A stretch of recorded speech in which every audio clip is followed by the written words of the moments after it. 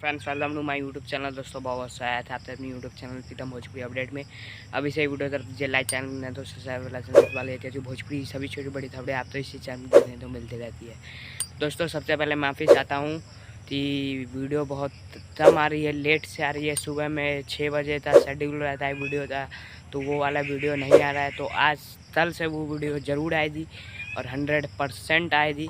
तो बता दूं खेसारी लाल यादव जी का बहुत ही बड़ा सारेगामा हम भोजपुरी यूट्यूब चैनल। जी हाँ दोस्तों, वही चैनल जिस पर परदेसिया, नाचते मलतीनी, बॉलीवुड का रीमेक ज्योति हुआ था, एक गाना था बहुत ही कमाल था, 100 मिलियन क्रॉस है। अपनी तो जैसे तैसे ऐसे गाने आ चुके हैं, वैसा ही एक बोलबम था बॉलीवुड रीमेक से। जी हाँ दोस्तों, इसकी पूरी जानकारी में आने वाले अगले वीडियो में दूंगा। तो बॉलीवुड का वो रीमेक सॉन्ग है जिसका राइट्स सारेगामा म्यूजिक के पास है, ओरिजिनल राइट्स।